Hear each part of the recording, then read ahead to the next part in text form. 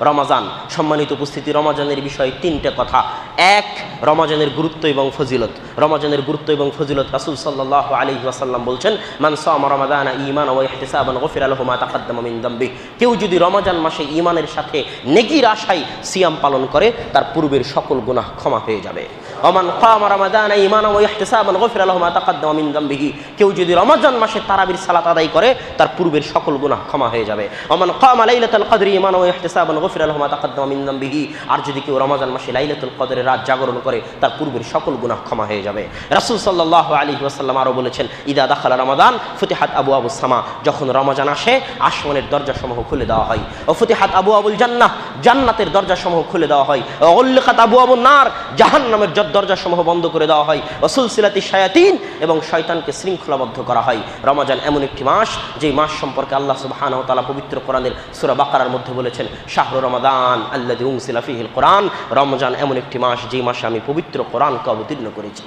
রমাজান এমন একটি মাস, যেই মাসে পৃথিবীর সর্বশ্রেষ্ঠ রাত, যে রাতের কথা আল্লাহ সুবহানাহু ওয়া তাআলা সূরা কদরের মধ্যে বলছেন, লাইলাতুল কদরি খায়রুম মিন আলফি শাহর। হাজার মাস ইবাদত করলে জানে কি হবে, এক রাতে ইবাদত করলে তার চেয়ে বেশি নেকি হবে। সেই রাতের নাম লাইলাতুল কদর। এই সর্বশ্রেষ্ঠ রাতটি কোন মাসে আছে? রমাজান মাসের মধ্যে আছে। ইন্না আনজালনাহু ফি লাইলাতুল কদর। আমি পবিত্র কোরআনকে লাইলাতুল কদরের রাত্রিতে অবতীর্ণ করেছি। রমাজান এমন একটি মাস, এমন একটি ইবাদত, রাসূল সাল্লাল্লাহু আলাইহি ওয়াসাল্লাম বলছেন, আস-সাওমু ওয়াল কুরআনু শাফাআন ইয়াউমাল কিয়ামাহ।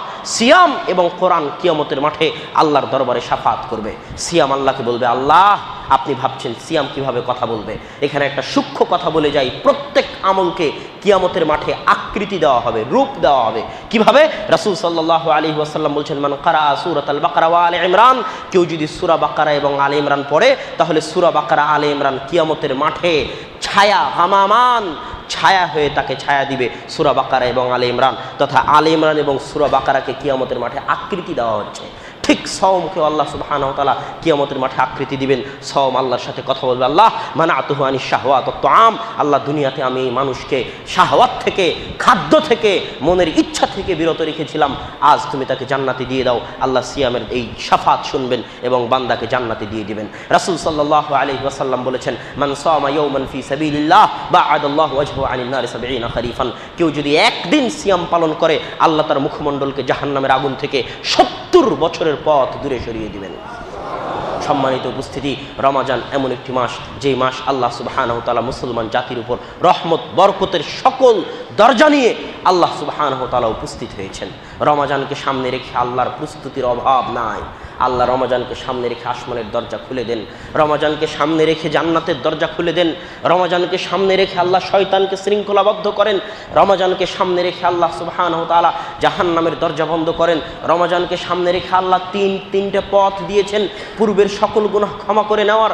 সিয়াম রাখার মাধ্যমে, তারাবির সালাত আদায় করার মাধ্যমে, লাইলাতুল কদরের রাত জাগার মাধ্যমে এত প্রস্তুতি আল্লাহ সুবহানাহু ওয়া তাআলা একাই নিয়েছেন রমাজানকে সামনে রেখে। আর আমি এবং আপনি কি প্রস্তুতি নিয়েছি? আমার এবং আপনার প্রস্তুতি হচ্ছে, রমাজান আসতেছে, বাংলাদেশের একদল মুসলমান আছে, দেখবেন ঈদের দিন শুরু হওয়ার আগেই ২০ রমজানের পর থেকে নিয়ে ৩০ রমজান পর্যন্ত কোন হলে কোন ছবি চলতেছে, এই দিয়ে নারায়ণগঞ্জ, কাঞ্চন, অশ্লীল বেহায়াপনা, নগ্নতার পোস্টারে ছেয়ে যাবে। এটা হচ্ছে মুসলমানের প্রস্তুতি রমজানকে সামনে রেখে। রাসূল সাল্লাল্লাহু আলাইহি ওয়াসাল্লাম বলেছেন, মান লাম ইয়াদা কাওলা যুরি ওয়াল আমালা বিহি ফালাইসা লিল্লাহি হাজাতুন ইয়াদা তুআমাহু ওয়া শারাবাহু। কেউ যদি রমাজান আসার পরেও গুনাহের কাজ পরিত্যাগ করতে না পারে, কেউ যদি রমাজান আসার পরেও গুনাহের কাজ পরিত্যাগ করতে না পারে, তাহলে আল্লাহ সুবহানাহু ওয়া তাআলার চারেনা প্রয়োজন নাই তার না খেয়ে থাকার। যে আল্লাহ এত আবেগ, এত উৎসাহ, এত মহত্ব নিয়ে রমাজানের জন্য এত ব্যাপক প্রস্তুতি নিয়ে উপস্থিত হয়েছেন, সে আল্লাহর এত দয়া, এত বরকত, এত রহমতকে উপেক্ষা করে যে মুসলমান গুনাহের কাজ বন্ধ করতে পারে না, ওই মুসলমানের রমাজানের সিয়াম রাখার বিন্দুমাত্র মূল্য আল্লাহর দরবারে নাই। আগে গুনাহ থেকে বিরত থাকতে হবে, শুধু না খেয়ে থাকলে হবে না।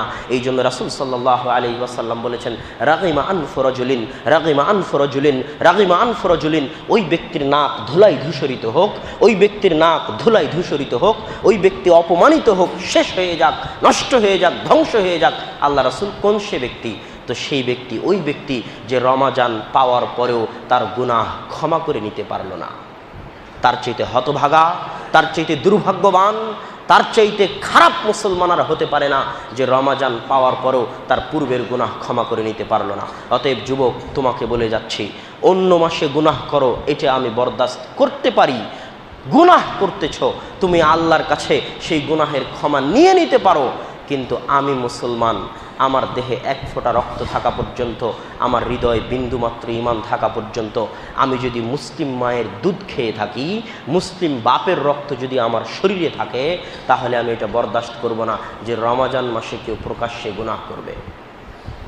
রমাজান মাসের একটা সম্মান আছে, রমাজান মাসের একটা মর্যাদা আছে। আল্লাহ এই মাসকে সম্মানিত করেছেন, এই মাসকে মর্যাদামণ্ডিত করেছেন। আপনাদেরকেও যদি আপনারা নিজেদেরকে মুমিন বলে পরিচয় দিতে চান, মুসলমান বলে পরিচয় দিতে চান, তাহলে রমাজান মাসে কঠোর হস্তে যে কোনো গুনাহ, যে কোনো পাপ থেকে নিজে বিরত থাকবেন এবং প্রকাশ্যে কাউকে গুনাহ এবং পাপের কাজে লিপ্ত হতে দিবেন না। কেউ যদি রমাজানে গুনাহে লিপ্ত হয়, তার ডবল গুনাহ হবে, ডবল। রমাজান মাসে দাড়িতে হাত লাগাবেন না, কোনো গুনাহ, কোনো পাপে লিপ্ত হবেন না রমাজান মাসে।